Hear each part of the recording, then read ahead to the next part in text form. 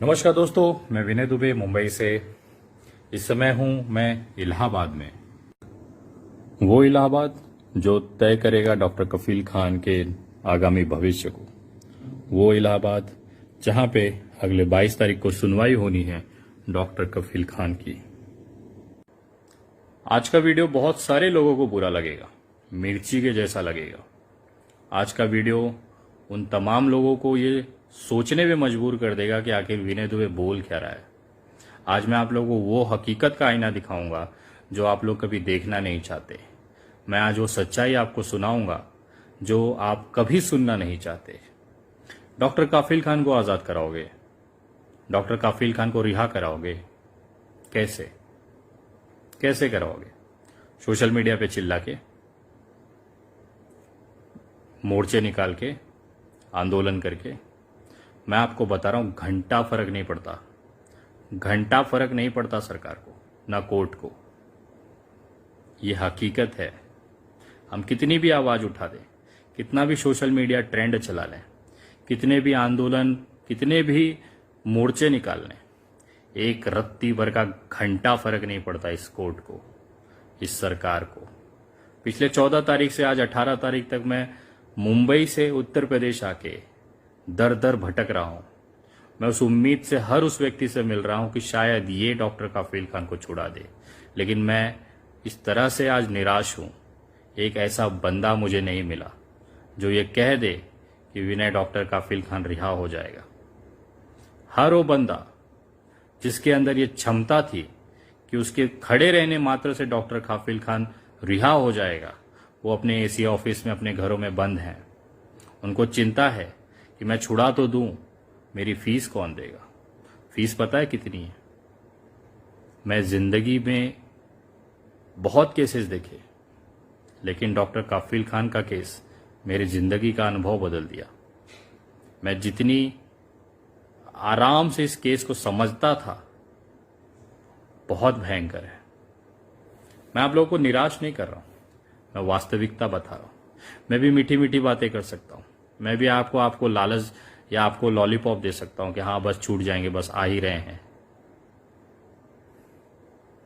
आज जितने भी वो व्यक्ति हैं जो सक्षम हैं, कोई आगे नहीं आ रहा है। केवल एक जगह मामला आके रुक जाता है, पैसा, फीस। हम नहीं सक्षम हैं। एक आम इंसान के लिए अदालत नहीं है। रासुका जैसे मामले में तो बिल्कुल नहीं है। मैं उन तमाम क्रांतिकारी भाइयों से बोलना चाहता हूं, कुछ भी हो, कोई भी मामला चले, रासुका ना होने पाए। मैं आपको बता रहा हूं। और खास तौर पे रासुका ऐसी काला कानून है, इतने करीब से मैं उसे समझा, इतना भयंकर। एक नेता अगर गुस्सा हो जाए, अगर उसका ईगो हर्ट हो जाए, वो आपकी पूरी जिंदगी खराब कर देगा। वो आपके परिवार को खून के आंसू रुला देगा और आप घंटा कुछ नहीं कर सकते। कानून उनका, प्रशासन उनका, सरकार उनकी। कौन जज, कौन कमिश्नर, कौन एसपी सरकार के विरोध में जाए? आज आपको पता है डॉक्टर काफिल खान के खिलाफ जो एडवोकेट केस लड़ रहा है वो कौन है? गोयल सर। गोयल सर इस इलाहाबाद के सबसे ताकतवर एडवोकेट हैं, जो अटॉर्नी जनरल है उत्तर प्रदेश सरकार के। वो शख्स अपनी पूरी टीम के साथ डॉक्टर काफिल खान की रिहाई को ना हो, इसके लिए पूरी ताकत लगा देता है। और डॉक्टर काफिल खान की तरफ से कौन आता है? मैं ये नहीं कह रहा हूं कि उनका परिवार कोशिश नहीं कर रहा है, लेकिन वो कोशिश पर्याप्त नहीं है। मैं हमेशा कहता हूं कि पैसा, ताकत और पावर कुछ भी बदल सकता है, कुछ भी करवा सकता है। इसी के लिए सलमान खान ने जो हिरन, काला हिरन की जो हत्या हुई थी, उसमें हिरन को सलमान खान ने नहीं मारा था, वो हिरन ने खुद सुसाइड कर लिया था। मैं आपको उदाहरण दे सकता हूं, ऐसे सैकड़ों उदाहरण इस देश में पड़े। असलियत सभी जानते हैं, लेकिन जब मामला कोर्ट में होता है तो कोर्ट केवल सबूत, आर्ग्यूमेंट पे चलता है, रिपोर्ट्स पे चलता है। वहां हम कितने भी आंदोलन कर लें, कितने भी सोशल मीडिया ट्रेंड कर लें, कितने भी मोर्चे आंदोलन निकाल लें, उसकी कोई औकात नहीं है। तकलीफ होता है मुझे कि मेरी चीजें आप लोग नहीं समझ पा रहे, यहां तक कि उनका परिवार तक नहीं समझ पाया। मैंने सोशल मीडिया के माध्यम से घोषणा किया कि मैं 1 करोड़ रुपए का इनाम दूंगा। मेरी हैसियत नहीं थी। मैंने कहा था कि मैं लोगों से मांग के रास्ते पे खड़े हो के 1-1 रुपया जमा करके मैं इस एडवोकेट्स को या जो भी व्यक्ति डॉक्टर कफील खान को छुड़ाएगा उसे 1 करोड़ की राशि दूंगा। उसके बाद बहुत सारे लोग आगे आ जाते हैं अचानक से, बहुत सारी एक्टिविटी बढ़ जाती है, बहुत सारे एडवोकेट्स अपना सोशल मीडिया पोस्ट करते हैं कि मैं केस लड़ना चाहता हूं, आप 1 करोड़ मत दीजिए, 20 लाख दे दीजिए। मैं 20 नहीं 25 लाख देने को तैयार हूं। आप गारंटी लो कि मैं छुड़ा लूंगा 1, 2, 3 हियरिंग में। मैं 20 नहीं 25 नहीं 50 लाख जमा करके दूंगा, गारंटी लो। जब मैं ये बात करता हूं सामने, सब गायब, कुछ नहीं समझ में आता किसी। बोलते हैं हम कोशिश ही करना है तो 500 एडवोकेट खड़े हैं। मैं 25 लाख या 5-5 हजार दे के हर हियरिंग करा, वो भी तो कोशिश ही करेगा। आपकी कोशिश उसकी कोशिश में क्या फर्क है? आपके अगर इतना दम नहीं है जो खुल के बोल सके कि मैं गारंटी देता हूं 22 तारीख को छूट जाएगा, 25 लाख रुपया टेबल पे रखो, विनय दुबे 25 लाख रुपया टेबल पे रख देगा। गारंटी देने के लिए कोई नहीं है आज।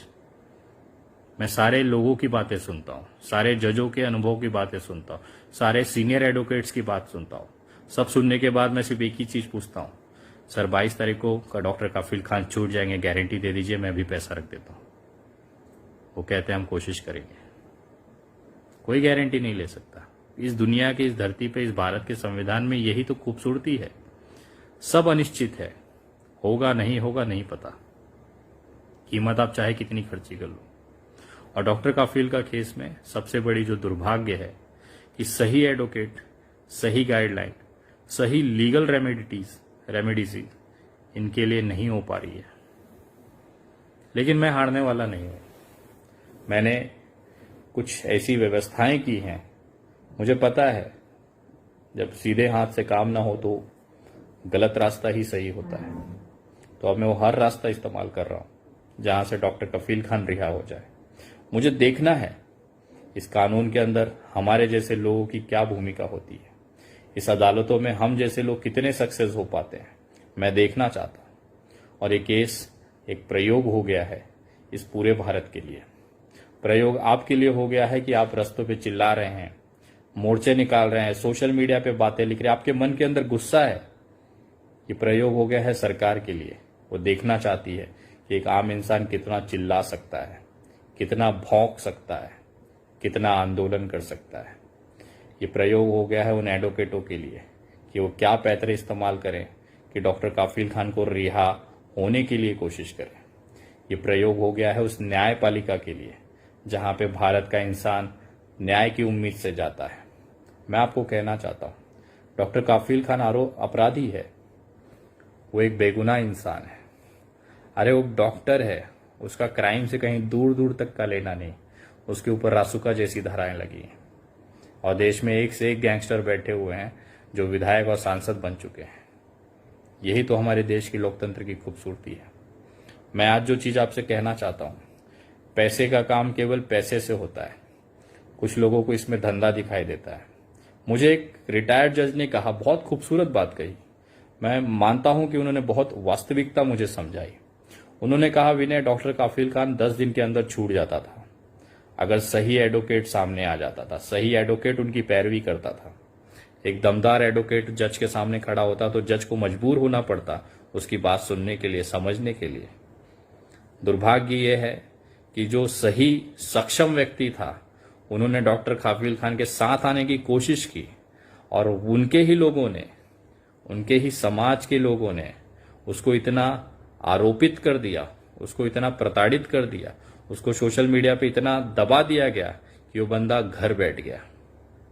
ऐसे बहुत सारे लोग शुरुआत में जब डॉक्टर कफील खान पे रासुका लगी थी, बहुत सारे सक्षम लोग सामने आए थे, लेकिन इनके ही सोशल मीडिया पे कुछ मुस्लिम समाज के लड़के, कुछ ट्रोलर्स उनको ट्रोल कर देते हैं, और वो बेचारा बोलता है भाड़ में जाए दुनिया, हमको क्या करना, मैं बदनाम नहीं हो सकता किसी के लिए।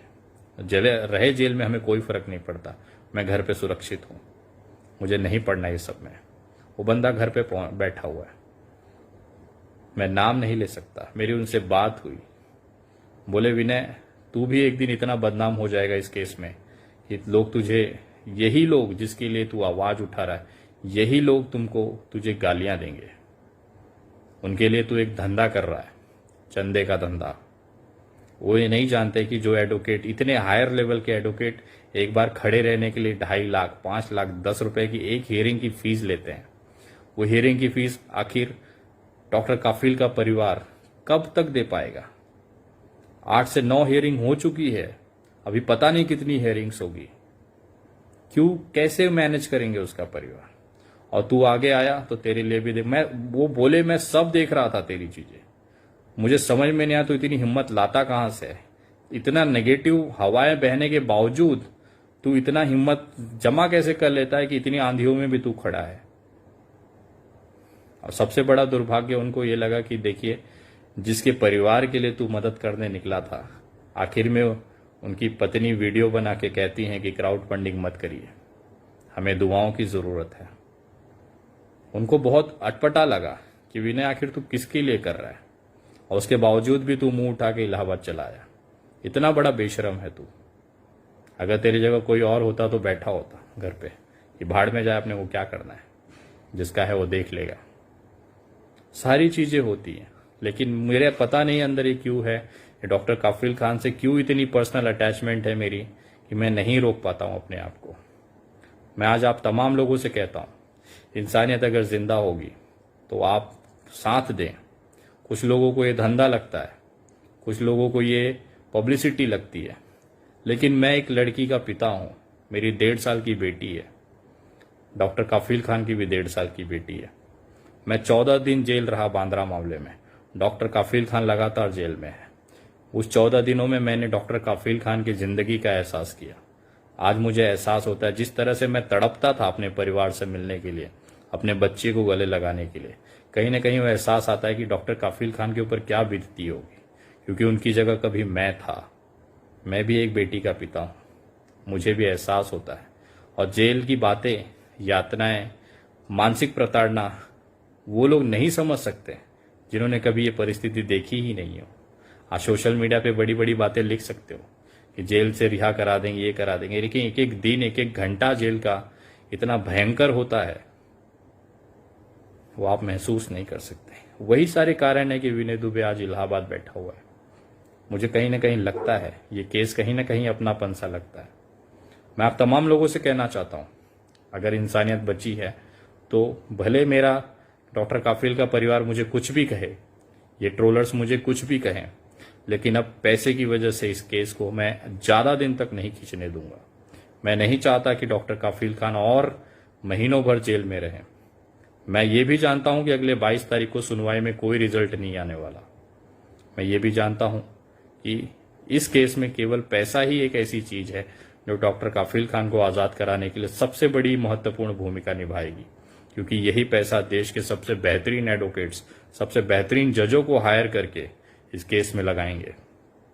मैं आप लोगों से एक बार फिर निवेदन करता हूं कि आप मुझे चाहे जितना बदनाम कर लें, आप चाहे मुझे कितने भी चंदे का धंधा व्यापारी बता दें, मुझे कोई दिक्कत नहीं है, लेकिन अब डॉक्टर काफिल खान की जो सुनवाई है वो पैसों के दम पर बढ़िया एडवोकेट्स, सीनियर एडवोकेट्स को हायर करके उनको खड़ा करने की जरूरत है, और उसके लिए अब जरूरत है अत्यधिक पैसों की। मैं आप लोगों से निवेदन करना चाहता हूं, आज मैं इलाहाबाद से मुंबई जा रहा हूं। मेरे बहुत सारे औद्योगिक मित्र हैं, इंडस्ट्रीज में लगे हुए मित्र हैं, उनसे मैंने कहा कि इस केस के लिए फंड की जरूरत है। उन्होंने दिल खोल के कहा कि विनय आओ, हम सब मिलकर कंट्रीब्यूट करेंगे। आज मैं आप लोगों से निवेदन करता हूं, आपको अगर लगता है ये धंधा है तो आप बिल्कुल मत इसमें सहयोग करिए, लेकिन अगर आपको लगता है कहीं ना कहीं कि इंसानियत के लिए, एक बेगुनाह इंसान को छुड़ाने के लिए जरूरी है, तो कृपया आप मेरे पेटीएम, गूगल पे और फोन पे नंबर 9594394948, मैं नंबर वापस देता हूं 9594394948, इस नंबर पे आप जितना जल्दी हो सकता है 20-21 तारीख तक जितना अधिक मात्रा में आप लोग सहयोग कर सकते हैं करें। और कृपया वही लोग करें जिन्हें लगता है कि ये जो तरीके हैं सही हैं, और जिन्हें धंधा लगता है वो कृपया मुझे गालियां दे सकते हैं, मुझे कोई परवाह नहीं है। आप लोगों की गालियां सह सकता हूं, लेकिन उस बाप की पीड़ा और जेल में बैठे हुए इंसान की पीड़ा नहीं सह सकता हूं। तो आप लोगों को जो लगता है लगे। यहां तक कि डॉक्टर काफिल खान के परिवार को, उनकी पत्नी तक को मैं ये कहना चाहता हूं, आप कितना भी क्राउड फंडिंग का निवेदन न करें या जो भी है उसे रोके, मुझे कोई परवाह नहीं है। क्योंकि अब अगर पैसे के लिए डॉक्टर काफिल खान जेल रह गया तो हमसे इतना सक्षम होने के बाद भी देश अगर वो छूट नहीं पाया तो ये शर्म की बात है हम सबके लिए। अगर किसी एक व्यक्ति पे लोड क्यों लिया जाए, देश में इतने लोग हैं उनके पीछे खड़े, तो आज उन सभी के साथ की जरूरत है। और जिसको भी लगता है मदद करना चाहते हैं करें, नहीं करना चाहते उनका भी स्वागत है। आप सोशल मीडिया पे आवाज उठाते रहें। मैं कानूनी परिसर में, कोर्ट का परिसर में, उनके बैकग्राउंड में जाके जो भी हो सकता है मैं कोशिश करूंगा। और 22 तारीख को डॉक्टर काफिल खान की केस की सुनवाई में मैं और बनारस वाले मिश्रा जी, हम सब सोशल एक्टिविस्ट पूरे देश से इलाहाबाद में कोशिश करेंगे उनकी रिहाई हो जाए। उम्मीद कम है लेकिन कोशिश करना मेरा काम है। जय हिंद, जय महाराष्ट्र।